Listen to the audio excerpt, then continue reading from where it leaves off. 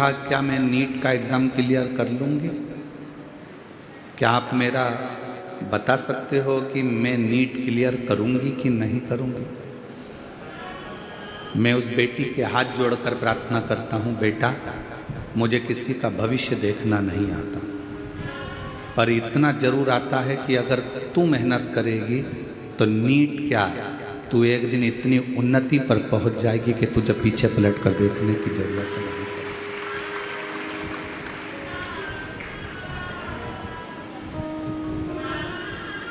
हमें हमारा खुद का भविष्य नहीं मालूम, हमें आपका भी भविष्य नहीं मालूम। अहमदाबाद के उस फ्लाइट के क्रैश होने पर उनको भी अपना भविष्य नहीं मालूम था कि हम बस केवल यहाँ से बैठकर उड़ेंगे और हमारे प्राण छूट जाएंगे। किसको मालूम है कब कहाँ कैसे जाना पड़ जाए, कब किसके प्राण कहाँ छूट जाए, कब किसको क्या मिल जाए, इसका कोई भरोसा नहीं। और तेरी कृपा का क्या है भरोसा, कब किस पर हो जाए, जरा सी हम पर कर दो, ओ जरा सी हम पर कर दो। तेरी कृपा का क्या है भरोसा, कब किस पर हो जाए, जरा सी हम पर कर दो, ओ जरा सी हम पर कर दो। जिस पर भी हो गई तेरी करुणा कृपा हो, भव पार हुआ, भव पार हुआ। पापी हो चाहे जितना, उसका भी बाबा उद्धार हुआ, उद्धार हुआ। गिद्ध अजामिल कणिका जैसे तेरे मन को भाए, जरा सी हम पर कर दो, जरा सी हम पर कर दो। तेरी कृपा का क्या है भरोसा, कब किस पर हो जाए, जरा सी हम पर कर दो, जरा सी हम पर कर दो। आपकी मेहनत, आपकी लगन, आपका परिश्रम आपको मंजिल तक ले जाए।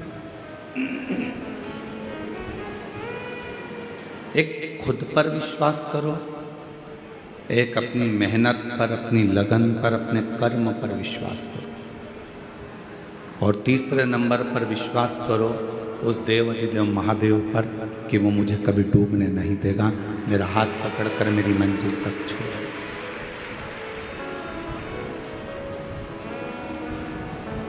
और ये विश्वास थोड़े समय का नहीं होना चाहिए। ये माता सती जैसा विश्वास मत करना कि सती मैया ने थोड़ा विश्वास करा, बाद में अपने विश्वास को तोड़ दिया।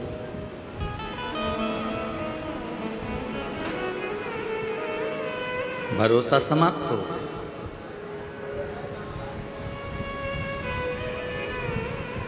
भरोसा कैसा होना चाहिए? जैसे एक पति पत्नी जहाज में सफ़र कर रहे हैं और समुद्र में लहरें चलना प्रारंभ हो गई और मैनेजर ने अनाउंस कर दिया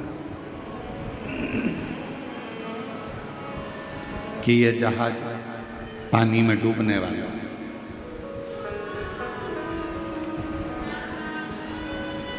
जिसको बचना हो बच।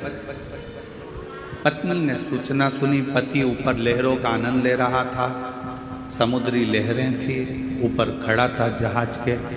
पत्नी नीचे से ऊपर आकर बोली,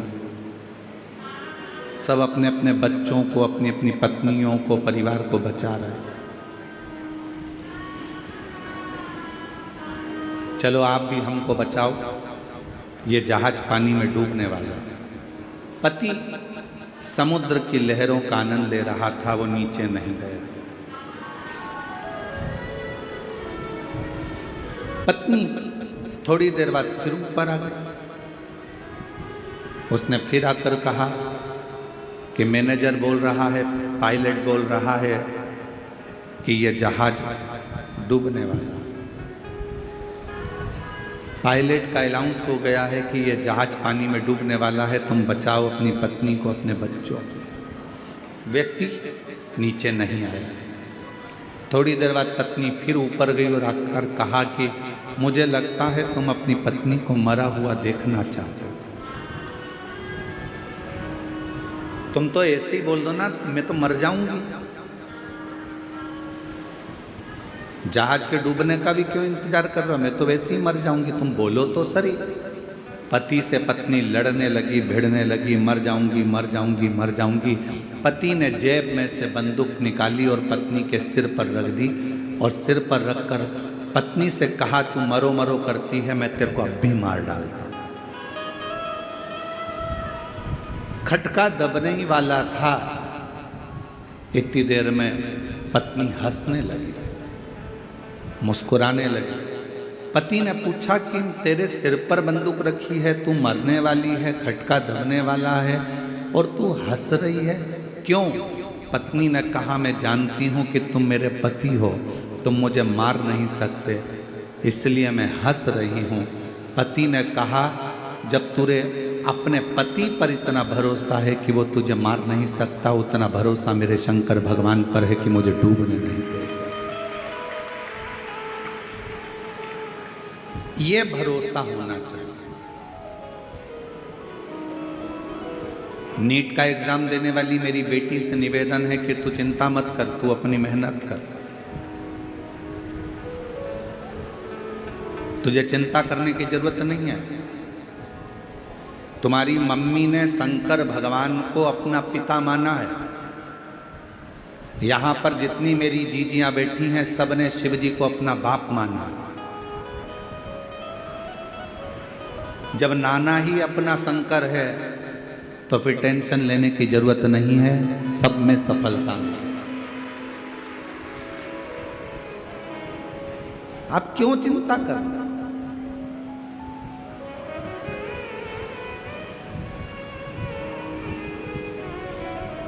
अब सौंप दिया इस जीवन का सब भार तुम्हारे हाथों में है, हार तुम्हारे हाथों में और जीत तुम्हारे हाथों। फिर क्या टेंशन? टेंशन में जिंदगी नहीं जीना, मेंशन में जिंदगी जी। टेंशन डुबा देगा और मेंशन तुम्हें हर संकट से बाहर निकाल देगा, प्रत्येक संकट।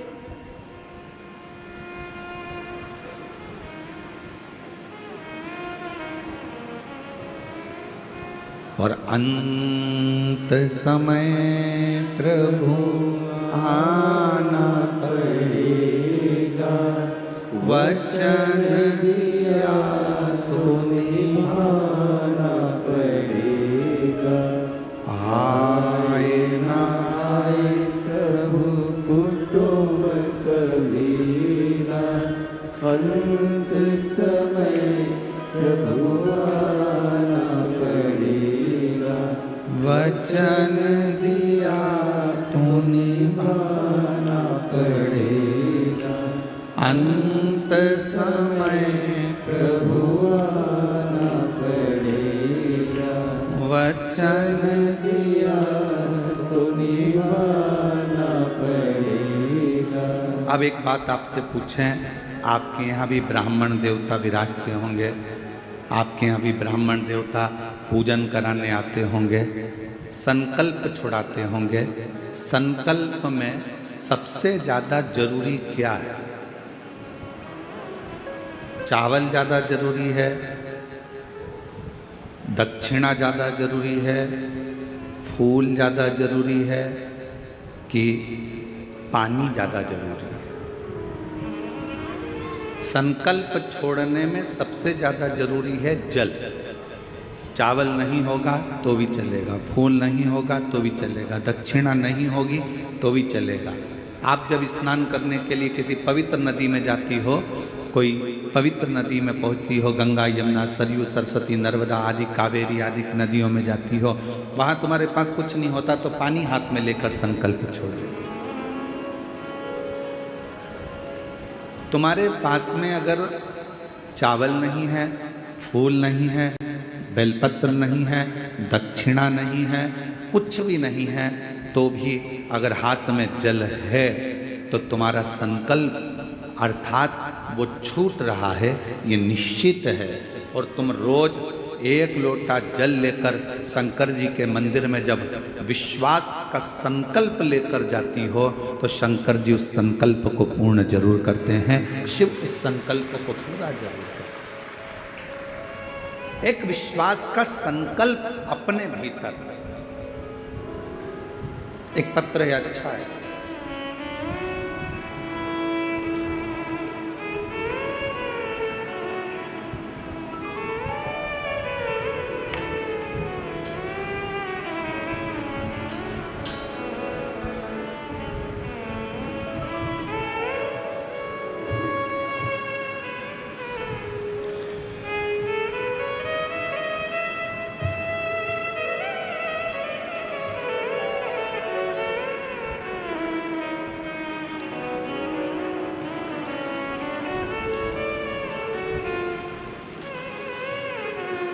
मेरा नाम बृहस्पति साहू है। मैं छाछी कसडोल जिला बालोदा बाजार से आई हूँ। कहीं बैठी हों तो हाथ हिला सकती हैं, और कहीं बैठी हों आप ही हैं, आ जाओ, एक बेलपत्र ले जाना, आ जाइए। मेरा नाम बृहस्पति साहू है। मैं छाछी कसडोल जिला बालोदा बाजार से आई हूँ। मेरा मोबाइल नंबर ये है। 1 लोटे जल का मैं क्या वर्णन करूँ गुरुदेव। मेरे पति का नाम बाल मुकुंद है, वो सेल्समैन में काम करते हैं। हम अपने परिवार सहित वहाँ रहते थे, और 25 जुलाई 2016 शाम को 4 बजे मीटिंग में जा रहा हूँ बोलकर हम लोगों को छोड़कर कहीं चले गए। मेरा पुत्र 10 साल का था, पुत्री 7 साल की थी। फ़ोन लगाने पर फ़ोन बंद आता था। हम लोग पुलिस के पास जाकर रिपोर्ट दर्ज करवाए। उसके बाद भी कुछ पता नहीं चला। बहुत विचार आया, घबराए, ढूंढते रहे, पुलिस भी ढूंढती रही। गुरुदेव 16 में गया, 17, 18, 19, 20, 21 ऐसे सालों निकलते रहे। 6 साल बीत गए, 2021 लग गया, पति नहीं आया। लोग कहते थे चला गया, कोई कहता है ही नहीं। बड़ी दशा खराब हुई। 6 साल के बाद मेरी दीदी ने मुझको कहा कि आस्था चैनल पर पंडित प्रदीप मिश्रा की प्रवचन आता है, सुना कर। आपका प्रवचन सुनना शुरू कर दिया। जब आप बालोदा बाजार कौड़िया कथा करने के लिए आए, तब मैं भी, क्योंकि मैंने सुना था कि पंडाल में बैठकर जो मांगा जाता है वो मिलता जरूर है। एक दिन की कथा सुनने पहुंच गई। बाबा से बोली, मैं भटक चुकी हूँ, पति को ढूंढते ढूंढते, अब आप ही ढूंढ कर लेकर आना। उसके साथ जब पशुपतिनाथ का व्रत करने लगी, व्रत रखने पर सभी का मनोकामना पूर्ण हो जाती है। मैंने भी व्रत गुरुदेव सन 2023 में चालू कर दिया। सिर्फ एक ही बार व्रत रखा, फिर बाबा से बोली, जैसा भी हाल में हो मेरा पति मुझे लौटा दो। 8 साल बीत गए गुरुदेव। बाबा की ऐसी कृपा हुई। बिल्कुल सत्य है गुरुजी कि कथा के पंडाल में बैठकर जब आप श्री शिवाय नमस्तुभ्यम कहते हो, बाबा से अपने दिल की बात कहने को कहते हो, ऐसा लगता है शंकर सुनता है। 9 दिसंबर 2024 को 8 साल के बाद मेरे पति मुझे ढूंढते ढूंढते अपने घर आ गए। बाबा की कृपा से 8 साल के बाद मेरे पति, 8 वर्ष के बाद ढूंढते ढूंढते पूछा गया कि तुम कहाँ चले गए थे? कहा किसी ने मेरी भ्रमति कर मुझे सुध नहीं था। 8 साल तक उसकी सुध चली। कहा कैसे? और तेरी कृपा का क्या है भरोसा, कब किस पर हो जाए, जरा सी हम पर कर दो, जरा सी हम पर कर दो। 9 दिसंबर 2024 को सोमवार का दिन था गुरुदेव। सोमवार का दिन था। बाबा से बस मैंने इतना ही रो रो कर कहा, बाबा वो सीहोर वाला महाराज कहता है कि जो मांगोगे वो मिलेगा, तो क्या मुझे तू खाली रख देगा? तू तो मेरा बाप है ना, क्या अपने दामाद को नहीं ढूंढ सकता? और सोमवार के दिन मेरे बाबा ने कृपा कर कर मेरे पति को मेरे पास भेज। शिव ओघड़ी है। आप उसको एक विश्वास के साथ, एक भरोसे के साथ, दृढ़ता के साथ यदि ढूंढते हो तो वो क्यों ना। दुनिया वाले आज शिव महापुराण को नहीं समझ रहे। दुनिया के लोगों को तो केवल प्रदीप मिश्रा ने ये बोल दिया, प्रदीप मिश्रा ने वो बोल दिया, अपशब्द कह दिए, ताना दे दिया, ये कह दिया, वो कह दिया। जब तक जगत गुरु शंकराचार्य जी पृथ्वी पर थे उनको भी किसी ने नहीं जाना। शंकर के भक्त को पहचानने के लिए ना जाने कितने जन्म लेना पड़ेंगे, तब जाकर शिव भक्त को पहचान।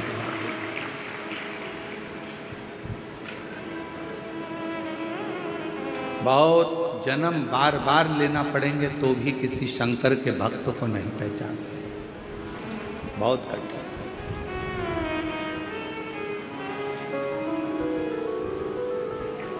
लाखों में शिव भक्त आते हैं। क्यों आएंगे ये? जब तक इनकी झोली बाबा भरेगा नहीं, तो ये एक कथा में आकर, 2 कथा में आकर, 5 कथा में आने के बाद कोई नहीं आएगा। ये भी दूसरे से जाकर कह देंगे मत जाना, हम तो 5 कथा में गए थे, हमारा नहीं सुना। जरूर मेरे बाबा ने इसका हाथ पकड़ा होगा तो इसने भी पड़ोसी से कहा होगा कि एक बार कथा जाकर कहीं पंडाल में जरूर। खाली नहीं रहता।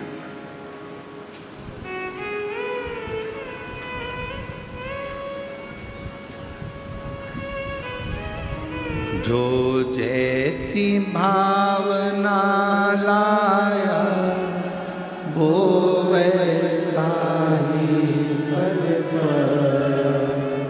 जो जैसी भावना लाया वो वैसा ही फल पाया। नहीं खाली उसे लौटाया वो मन मन हर्षाया।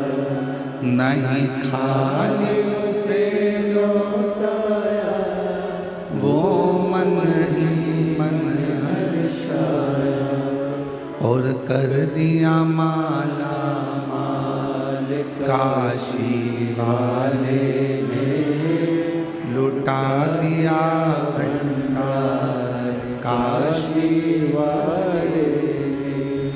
लुटा दिया भंडार काशी वाले ने, कर दिया माला माल काशी वाले ने। इस संसार सागर में खुद पर विश्वास, अपने काम पर विश्वास और महादेव पर विश्वास आपको अपनी मंजिल तक पहुंचाए। उस बहन से पूछो जिसका पति 8 साल पहले चला गया, ढूंढ ढूंढ कर थक गई हो, पुलिस में कंप्लेंट कर दी हो, पुलिस भी ढूंढ रही हो, मिलता ही नहीं।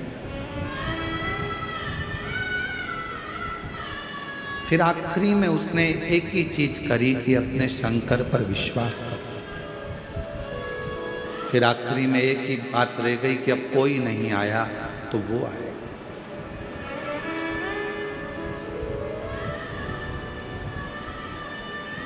करो भरोसा, विश्वास, खुद पर करना, खुद की मेहनत पर करना और महादेव पर करना।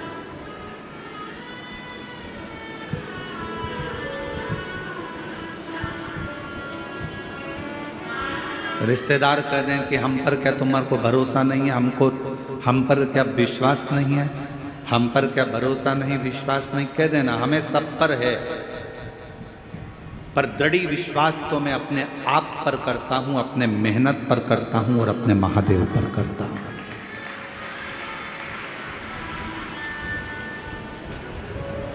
बाकी का मैं विश्वास मैं रखता हूं है।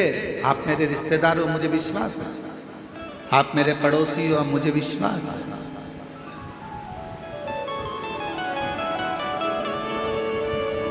पर मेरा भरोसा तो मेरा देव अधिदेव महादेव। अभी गुरु पूर्णिमा आ रही है, सब लोग गुरु जी बनाएंगे, कोई कहीं का गुरु जी बनाएंगे, कोई कहीं का गुरु जी बनाएंगे, सब गुरु जी बनाएंगे। पर शिव पुराण कहती है कि 50 बार विचार करना तब किसी को गुरु बनाना। 1000 बार सोचना तब किसी को गुरु बनाना।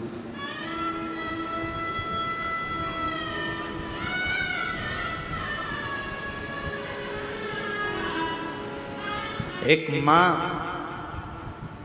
अपने बच्चे को जन्म देती है और दूसरा गुरु अपने शिष्य को जन्म देता है।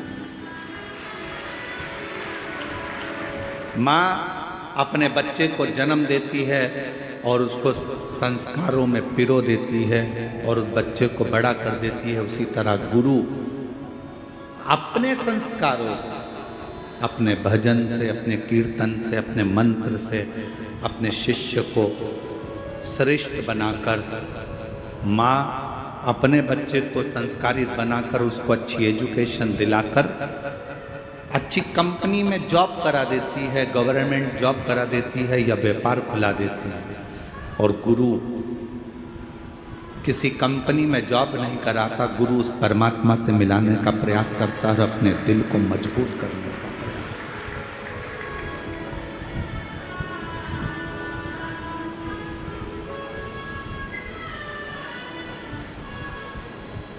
ढूंढो, कभी ऐसा गुरु मत ढूंढना जिंदगी में जो दूसरों की बुराइयों में लगा हो। कभी ऐसा गुरु मत ढूंढना जिंदगी में जो दिन भर निंदा में लगा हो। कभी ऐसा गुरु जीवन में मत ढूंढना कि जो लोगों के लिए अपशब्द कहता हो। कभी ऐसा गुरु मत ढूंढना जो जिंदगी भर बस श्राप देता हो, बद्दुआ देता हो, अपशब्द कहता हो। जिसके मुख से कभी भगवान का नाम प्रबलता में नहीं निकला, जिसके मुख से कभी गौ माता के कल्याण की बात ना निकली हो, जिसके मुख से कभी राष्ट्र के कल्याण की बात ना निकली हो, जिसके मुख से संसार के उद्धार की बात ना निकली हो, जिसके मुख से कभी छोटी बेटियों को बचाने की बात ना निकली हो, ऐसा गुरु नहीं चाहिए। गुरु वो होना जो हमारा भी कल्याण करे, राष्ट्र का भी कल्याण करे और जगत का भी कल्याण करे, वो गुरु हो। और नहीं मिले तो 1 लोटा जल चढ़ाकर शंकर जी के शिवलिंग पर स्पर्श कर कर उसको अपना गुरु मानकर उसकी आराधना कर। वो भी नहीं मिले, अपने घर में अपना पति है, उस पति को ही उसके वचन का स्मरण कर कर उसी को परमेश्वर मानकर, उसी को गुरु मानकर, उसी की आज्ञा का स्मरण करना प्रारंभ कर दो। अपने घर में बुजुर्ग माता पिता हैं, अपने घर में बूढ़े सास ससुर हैं, उनको गुरु मानकर उनकी आज्ञा का सिरोधार्य कर कर, उन्हीं की सेवा कर कर, उनको गुरु मानकर अपने जीवन का कल्याण कर। अपने घर में कोई बुजुर्ग है, कोई बूढ़ा है, बुजुर्ग है, बहुत ज्ञानी है, वो उसने जिंदगी के थपेड़े बहुत खाए हैं, कोई ना मिले तो उसको गुरु बना लो। देवऋषि नारद का एक प्रसंग बड़ा सुंदर है। देवऋषि नारद जैसे ही भगवान विष्णु के दरवाजे पर पहुंचे तो भगवान विष्णु ने देखा देवऋषि नारद आए हैं, सिंहासन पर बैठ गए। देवऋषि नारद जब चले गए तो भगवान नारायण ने लक्ष्मी जी से कहा, जहां पर नारद बैठा था वहां गाय के गोबर से लीप दो। गाय का गोबर लाओ, लीपो। लक्ष्मी जी ने पूछा। देवर्षि नारद आकर बैठे थे कुर्सी के ऊपर, सिंहासन के ऊपर, और आप कह रहे हो कि उसको लीपो, उसको लीपो।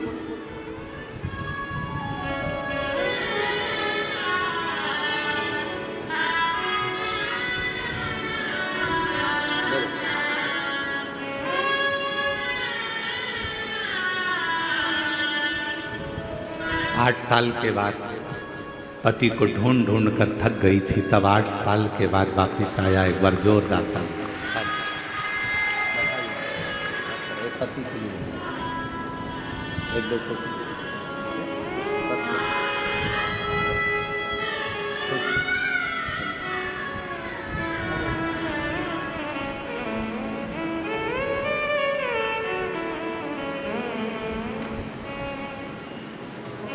शिव कथा कर, भगवान शंकर का चरित्र कर, शिव पुराण कर, शिव तत्व कर।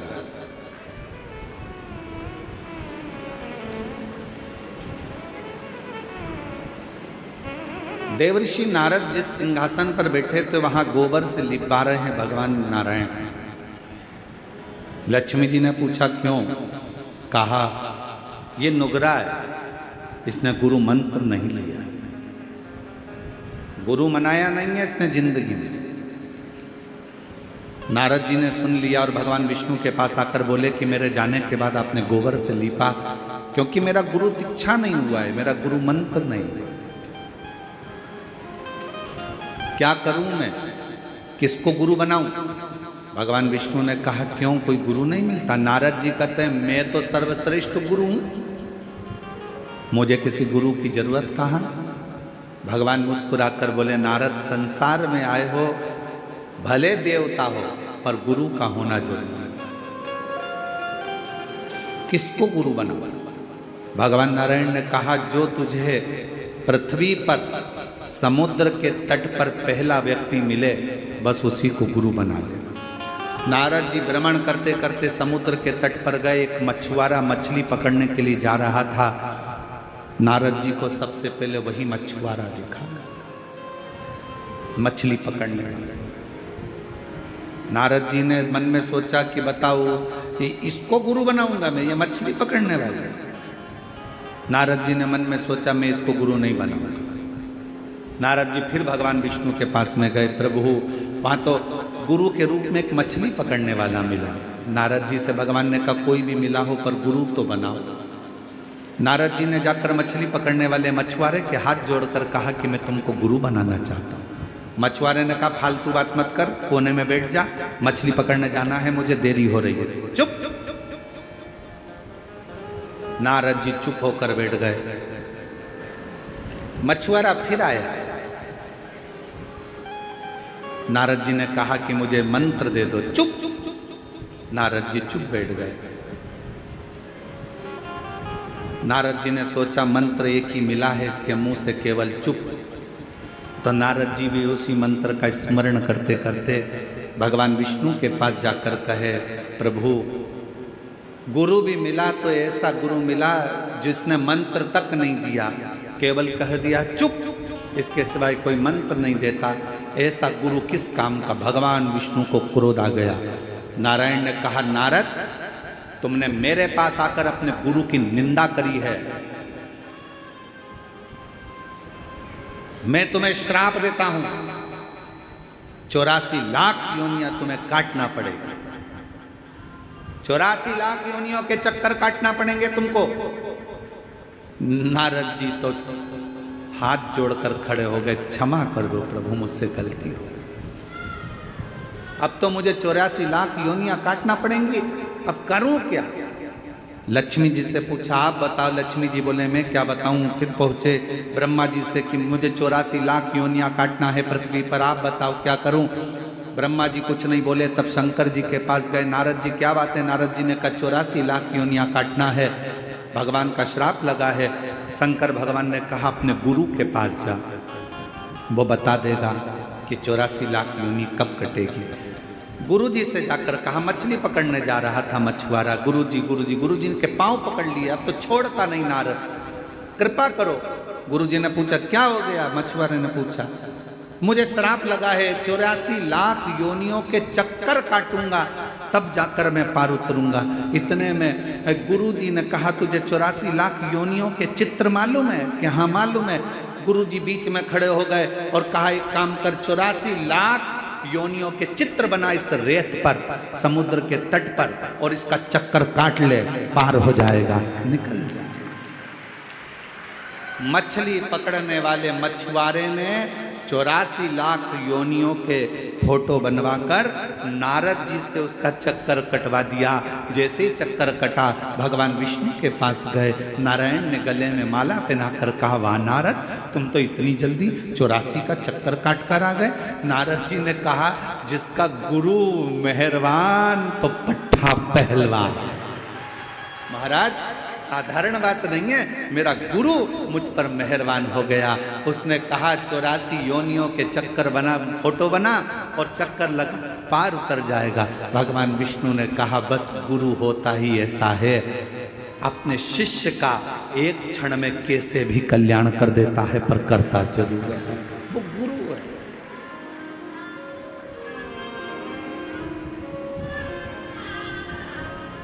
महाराज इसीलिए शास्त्र कहता, ओम कहने से तर जाएगा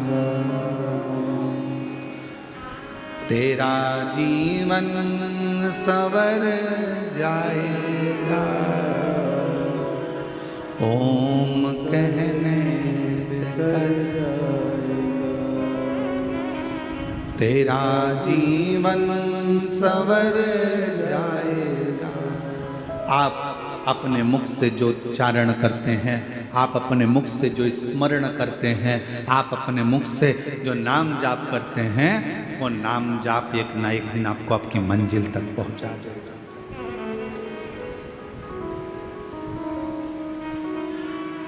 दिल से किसको गुरु मानते हो वो आपके ऊपर निर्भर करता है। जरूरी नहीं कि आप उसके सामने पहुंचोगे। एक लब्बे जैसा भी स्नेह हो सकता है कि गुरु के सामने नहीं पहुंचे तो भी गुरु का भाव उत्पन्न कर दे।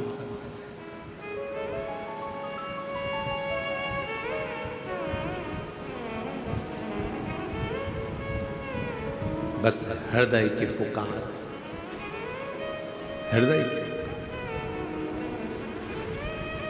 जरूरी नहीं कि कहीं आपको गुरु को ढूंढने जाना पड़े, जरूरी यह है कि अपना दिल कहाँ राजी होता है, कौन है जिसके शब्द हमारे हृदय में पहुंच जाएं और हमें भगवान से मिला दें, बस वो। और गुरु बिन ज्ञान न उपजे, गुरु बिन संशय ना मिटे। जीवन में संशय को मिटाने वाला भी अगर कोई गुरु हो, भले आपकी सास हो, आपके ससुर हो, पति हो, पत्नी हो, यहाँ तक शास्त्र कहता है, माता देवहूति ने तो अपने बेटे को गुरु बना लिया था, कपिल महाराज। कोई तुमसे कहे गुरु जी कैसी बात करते हो, क्या अपने रिश्तेदार को गुरु बना? क्यों नहीं? माता देवहूति ने अपने पुत्र बेटा कपिल महाराज को अपना गुरु बनाया था।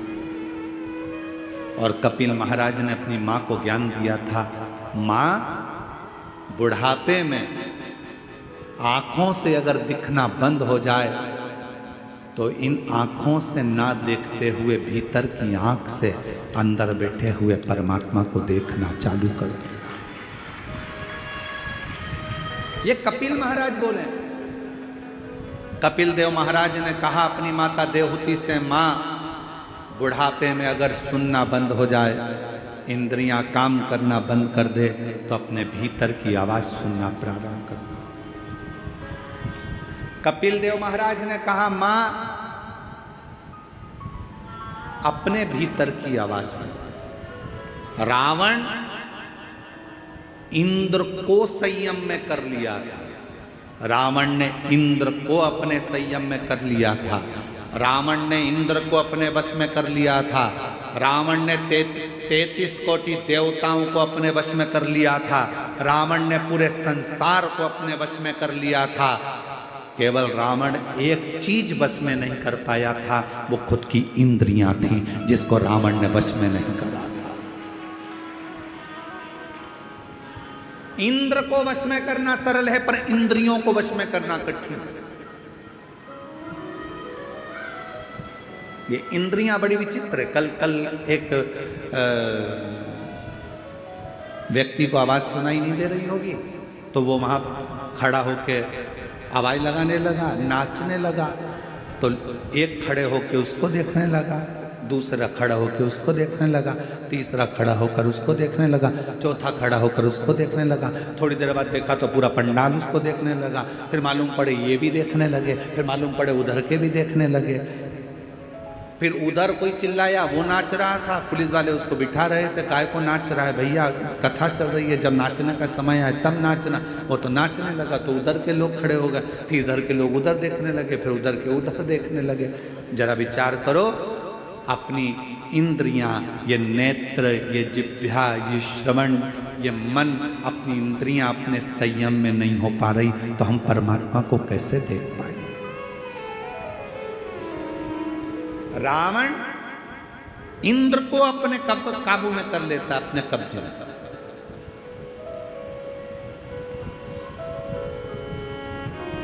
रावण इंद्र को अपने संयम में कर लेता है, रावण देवताओं को अपने कब्जे में कर लेता है, रावण सबको अपने अधीन कर लेता है। पर लंका का राजा रावण अपनी इंद्रियों को अधीन नहीं कर पाया। जानकी जी को देखा, इंद्रियां बिगड़ गई, लेकर आ गए। बहन सूपनाखा ने कुछ कहा, इंद्रियां बिगड़ गई, गुस्से में लाल हो गया।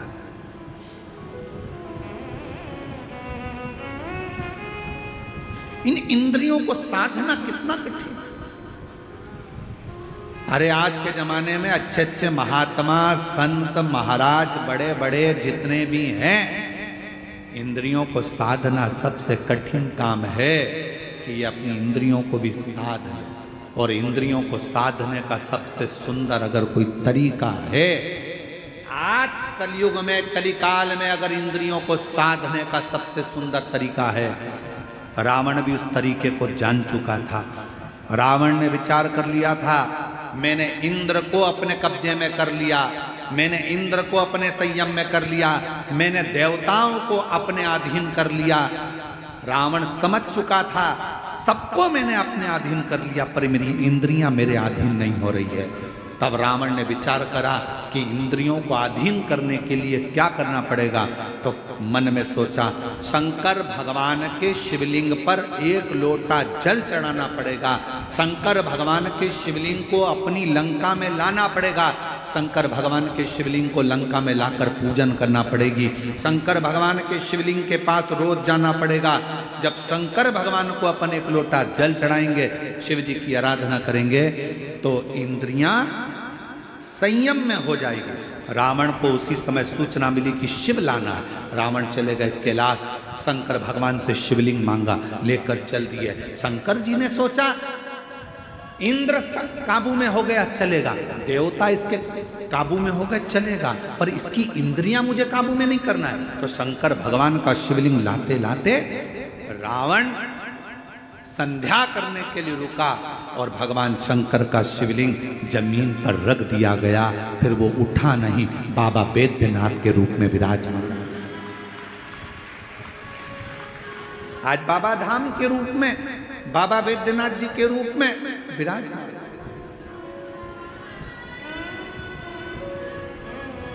शिव जी नहीं चाहते थे कि ये इंद्रियां संयम में हो।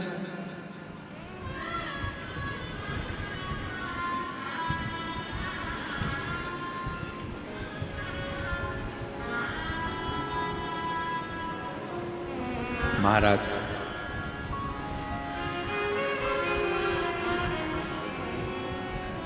ये इंद्रियां संयम में हो, ये बहुत कठिन विषय है। आज के जमाने में, कली काल में इंद्रियों को संयम में लाने के लिए सबसे सुंदर तरीका है एक लोटा जल सारी समस्या का। यह हमारी इंद्रियों को भी संयम में लेगा।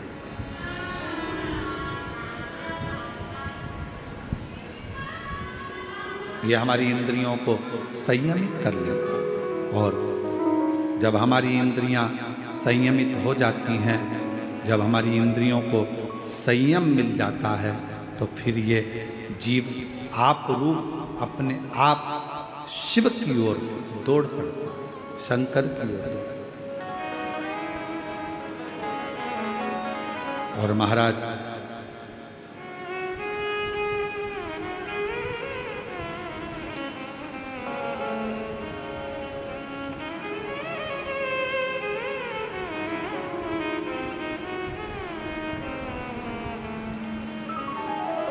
इन इंद्रियों का संयमित होना ये निश्चित करता है कि हम शिव के कितने करीब हैं।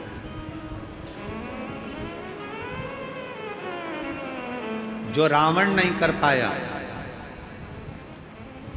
सोने की लंका बनाना रावण के लिए सरल था।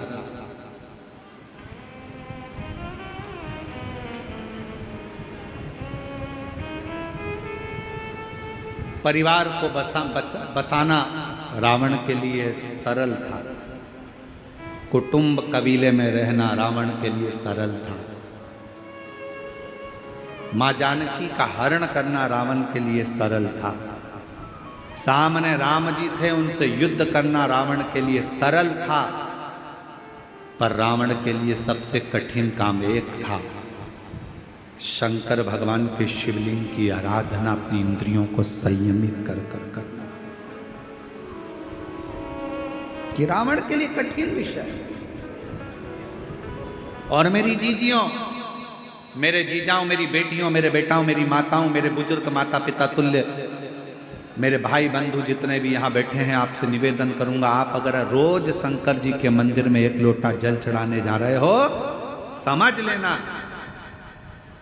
कि आपने रावण को तो एक कोने में रख दिया, आपने अपनी इंद्रियों को शिव में लगाकर रखा है, शंकर की आराधना में। आप लंकापति रावण को एक और रख दिए। प्रतिदिन शिवालय में जाना, प्रतिदिन शंकर की आराधना करना, प्रतिदिन शंकर पर एक लोटा जल अपनी इंद्रियों को वश में। घर के लोग कह रहे हैं, अरे आज तो तुम्हारे पास में आज टाइम नहीं है, मत जाना, आज मंदिर मत जाना, मंदिर मत जाना। फिर भी लोटा भर के जल भरी, इतनी देर में सारा घर का काम हो, उतनी देर में बाजू में पहुंच गई, जल चढ़ा के वापिस आ गई। मैं तो आ गई, मंदिर से होके आ गई। मन शिव की ओर आसक्त कर।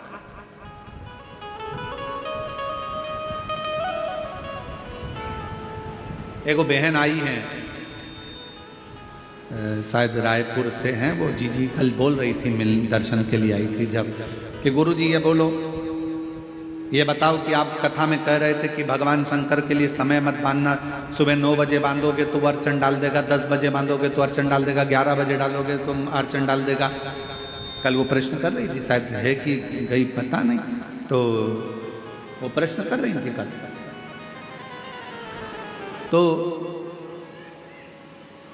मेरा उन बहन से निवेदन है, शंकर भगवान समय नहीं बांधने दे रहे हैं, इसलिए नहीं बांधने दे रहे हैं कि बाप से मिलने का कोई समय नहीं होता। तुम्हारा जब मन पड़ जाए तब अपने बाप से मिलने पहुंच, अपने पिता से।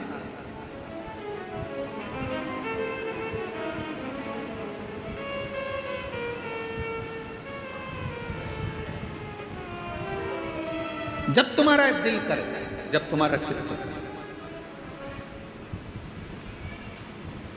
फूलों की कलियों में, काशी की गलियों में, फूलों की कलियों में, काशी की गलियों में, तेरे बिना कुछ नहीं ना, तेरे बिना भी क्या जीना, ओ बाबा रे, तेरे बिना भी शंभु रे तेरे बिना ही क्या लीला।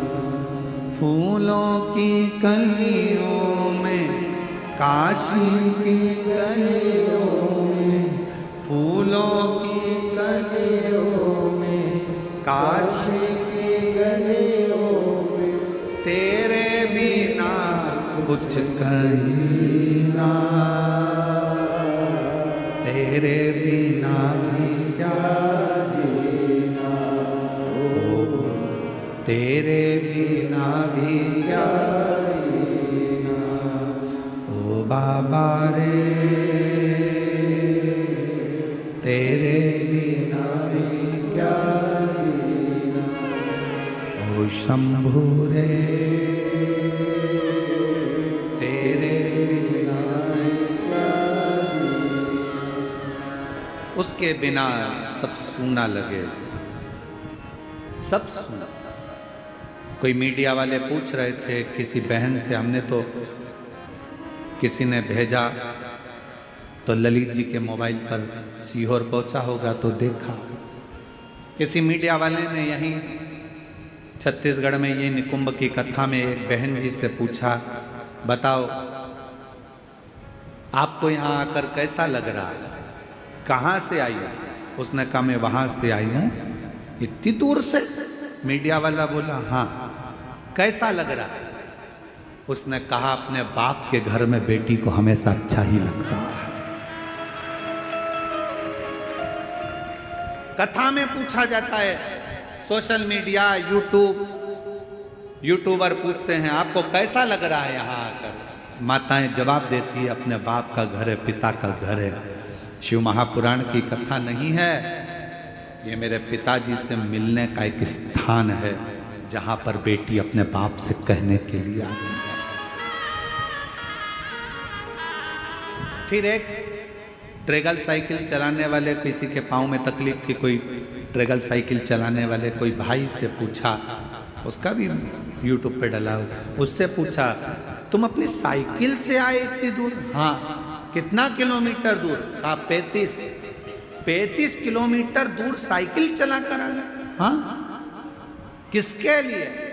तो वो ट्रेगल साइकिल वाले ने कहा देव अधिदेव महादेव के लिए, मन में था इसलिए, मन में था, पहुंच।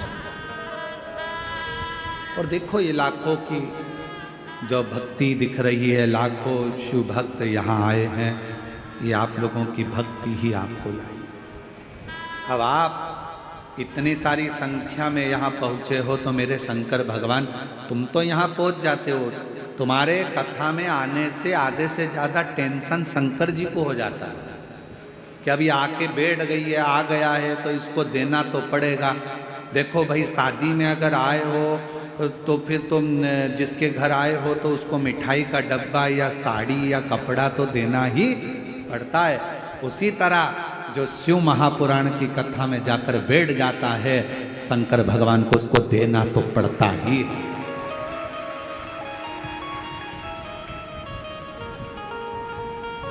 देना पड़ेगा उसको। आपके घर आइए, दामाद आया है, बेटी आई है, भांजा भांजी आए, देव। और खाली न जाता कोई दर से तुम्हारे, खाली न जाता कोई दर से तुम्हारे, मेरी खड़ी हो बाहें पसारे, अपने हृदय लगा लो, लगा लो, गिरा जा रहा हो, उठा लो, उठा लो, भोले अपने दर से अब तो ना टालो, गिरा जा रहा हूँ, उठा लो, उठा लो। उसका फर्ज है।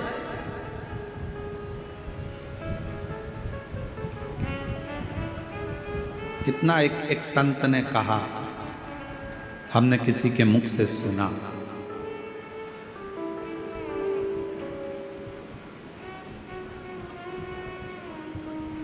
बेटे को देना कर्म है। किसी के मुख से सुना था, बाप अगर बेटे को दे रहा है, जमीन दे रहा है, घर दे रहा है, प्रॉपर्टी दे रहा है, पैसा दे रहा है, बेटे को देना कर्म है, पर बेटी को देना धर्म है। अगर बेटे को दे रहा है तो वो अपना कर्म कर रहा है। जो पिताजी दादाजी कर गए जमीन अपने को देगा, अपन अपने औलाद को देगा। पर बेटी को अगर कोई बाप दे रहा है तो वो कर्म नहीं कर रहा, वो धर्म कर रहा है। अपनी बेटी को देकर अपने हाथों से पुण्य कर आगे बढ़ रहा, धर्म। इसलिए शायद मेरे भोले बाबा भी यही क्रम करते हैं। इतनी सारी मेरी जीजियाँ आती हैं ना, बेटियां, तो उनको देकर धर्म उत्पन्न कर लेते हैं। ये देना मेरा धर्म है, आया है, खाली ना चले जाए, इसकी झोली भरना, इसको खुशियां देना, इसको प्रदान करना, आया है।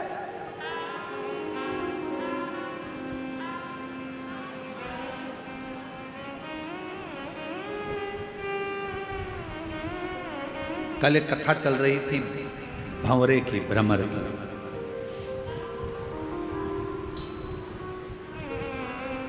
शिवजी ने पार्वती जी से पूछा था कि बचपन में मैंने तुम्हारे पास में मधुमक्खी भेजी थी, भंवरा भेजा था।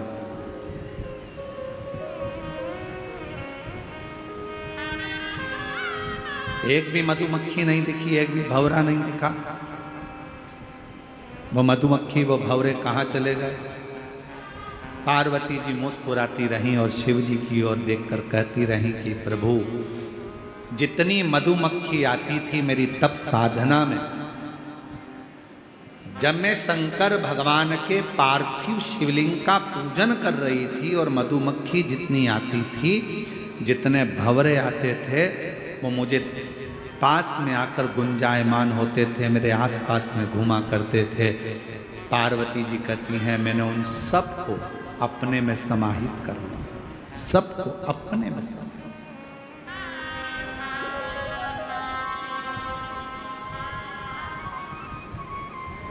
सबको अपने में समाया।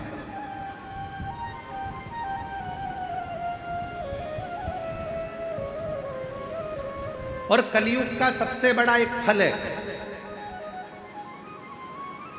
जितने शिव भक्त शिव महापुराण की कथा सुन रहे हो, जितने आस्था चैनल पर सुने, फेसबुक यूट्यूब पर सुने, मोबाइल पर सुने, चाहे कथा के पंडाल में सुन रहे हो, चाहे आस्था चैनल पर सुने, सुन लेना, कलयुग का सबसे बड़ा एक फल है, जो ना सतयुग में था, न त्रेता में था, न द्वापर में था। वो फल कलयुग को मिला। कौन सा फल है?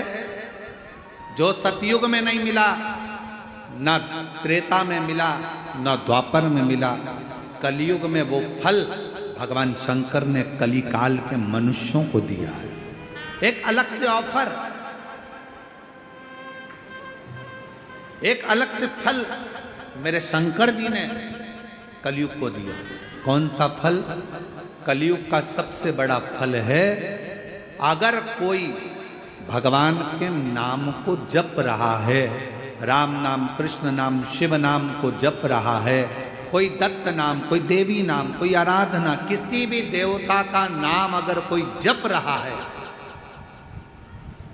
मात्र जप रहा है, कलयुग में सबसे बड़ा फल है। अगर मंत्र जाप करने वाले का, नाम जाप करने वाले का भी कभी दर्शन हो जाएगा कलयुग में, तो उसका भी उद्धार हो जाएगा। ये कलयुग के लोगों के लिए है। सतयुग में नहीं था ऐसा, त्रेता में नहीं था, द्वापर में नहीं था। कलयुग में तुलसी बाबा ने लिख दिया, कलयुग केवल नाम आधारा। नाम जितना जपोगे, भगवान को जितना भजोगे, जितना नाम का स्मरण करोगे, उतना उतना संसार का भी कल्याण होगा और अपना भी कल्याण, जग का भी कल्याण हो रहा है और अपना भी कल्याण।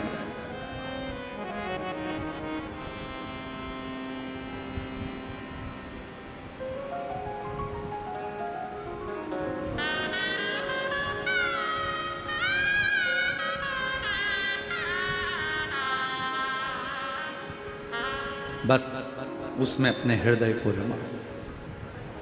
पार्वती, मैंने तुम्हारे पास में भंवरा भेजा। पार्वती, मैंने तुम्हारे पास में मधुमक्खी भेजी। पार्वती, मैंने तुम्हारे पास में अर्चन डालने के लिए बहुत कुछ भेजा, पर समझ में नहीं आया वो गया कहाँ। पार्वती जी कहती हैं, प्रभु आपकी आराधना करते समय, आपकी साधना करते समय, आपके मंदिर में जाते समय, आपकी कथा का स्मरण करते समय अगर कोई बड़ी दुख अर्चना, कुछ अगर अड़ंगा भी आ रहा है, कुछ अड़चन आ रही है, तो वो आपके भजन से, आपके स्मरण से, आपके कीर्तन से समाप्त हो जाए।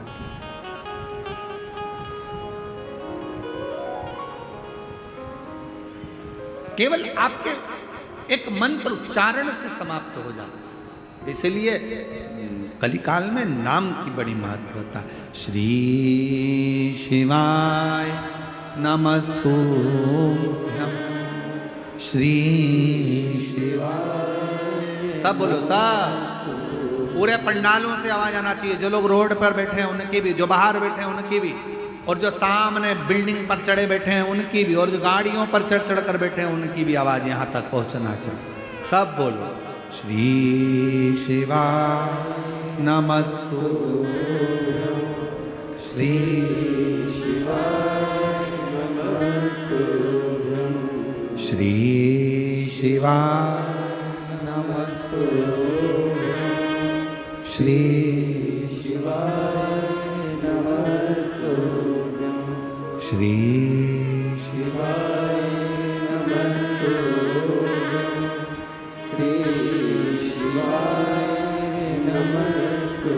नमस्तुभ्यं, श्री शिवाय नमस्तुभ्यं, श्री शिवाय नमस्तुभ्यं, श्री शिवाय नमस्तुभ्यं, श्री शिवाय नमस्तुभ्यं, श्री शिवाय नमस्तुभ्यं, श्री शिवाय नमस्तुभ्यं। आप उच्चारण करें। कलिकाल में मंत्र, शिव महापुराण तो यहाँ तक कहती है कि शिव कथा सुनकर जाने वाला व्यक्ति जिस रास्ते से निकल कर जाता है, जिस गांव में जाता है, उस गांव में अगर कोई जवानी में, कुंवारे में, अधोगति में, एक्सीडेंट में या कोई बीमारी में कोई मर भी गया होता है,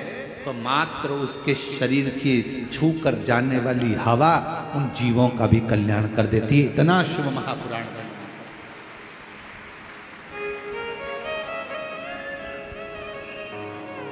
अपने दिल की बात अपने पास रखो, अपने मंत्र की बात अपने पास रखो, अपने स्मरण की बात अपने पास रखो। जैसे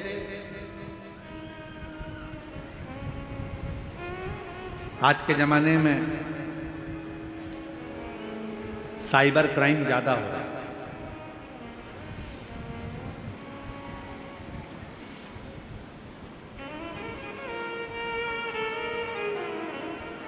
नए नए लड़का लड़कियां मोबाइल चलाते हैं, बेटा बेटियां, बुजुर्ग, माता भाऊ मोबाइल चलाते, इतना इनको अंदाजा नहीं रहता। किसी ने फोन कर दिया, तुम्हारा लड़का गलत काम में पकड़ाया, पुलिस थाने में बंद है, हम इस थाने से बोल रहे हैं।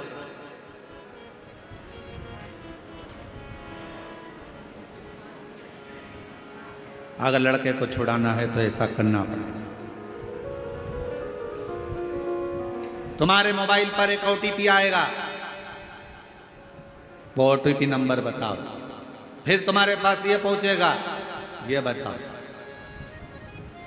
हाथ जोड़कर कह देना, भैया ना तो मैं ओटीपी बताऊंगी और ना नंबर बताऊंगी। वो थाने वालों से निवेदन है कि हमारे गांव के थाने वाले को फोन करें और हमारे गांव के थाने वाले हमसे आकर मिले, तब ओटीपी बताऊंगी, नहीं तो बताऊंगी। क्यों फंसे हम? किसी साइबर क्राइम के अंतर्गत अपने मोबाइल में कितनी भी बातें हो, अपने मोबाइल में कितना भी ओटीपी आए, कोई तुमसे पासवर्ड पूछे, मैंने ये नंबर भेजा है, इसका पासवर्ड बताओ, ये बताओ, वो बताओ, कुछ नहीं बताए, कह देना सीओर वाला महाराज ने मना करा है। अपने दिल की बात और अपने पासवर्ड या ओटीपी नंबर या अपने मोबाइल का कोई पर्सनल नंबर या पर्सनल चीजें हम किसी को नहीं बताते, चाहे वो कोई भी, मत बताओ, अपने पास रखो। लाखों रुपए लोगों के जा रहे हैं, करोड़ों रुपए लोगों के समाप्त हो जा रहे हैं, बैंक खाली हो जाते हैं, तब रोता है मेरा लड़का, मेरी लड़की। आखिरी में फिर विचार करता मर जाऊं तो अच्छा, क्योंकि प्रेशर इतना होता है कि मरने का साधन ढूंढता है। क्यों मरना, इसलिए ना अपना ओटीपी बताओ, ना अपना पासवर्ड बताओ, और ना ही अपनी ऑनलाइन लिंक कुछ भी है ना बताओ, कुछ नहीं बोल सकते। आप तो कह दो हमारे मन की बात और हमारे मोबाइल की बात हम किसी को नहीं कहते। हर किसी व्यक्ति से मोबाइल पर चैटिंग भी मत करो। आज के समय में बहुत चैटिंग का बड़ा लफड़ा हो गया। काय को फालतू की चैटिंग करना, चैटिंग करना है तो बैठा है ना, एक बैठा है, कौन, अरे बोलो तो जमके, देव अधिदेव, एक बैठा है। आप चैटिंग करना चाहते हो तो हम उसका नंबर दे देते हैं। वैसे पहले देखे गए हैं एक बार, है आप लोगों के पास? अरे बोलो तो जमके, शिव जी का नंबर है ना अपने पास में, तो लिख लो मोबाइल में, लिखो जल्दी से। शंकर जी का एक नंबर है, लिखो। जिसको भी चैटिंग करना है, फ्री रहा करो तो चैटिंग कर लिया करो, जब मन ना लगे तो चैटिंग कर लिया करो। एक ही नंबर है, श्री शिवाय नमस्तुभ्यं, श्री शिवाय नमस्तुभ्यं। कभी कभी ये नंबर नहीं लगे तो दूसरा नंबर भी है, कभी कभी बिजी आ जाए, मान लो लाइन पे नहीं हो तो दूसरा नंबर भी लिखो। ओम नमः शिवाय, ओम नमः शिवाय। और मान लो ये भी बिजी आ गया,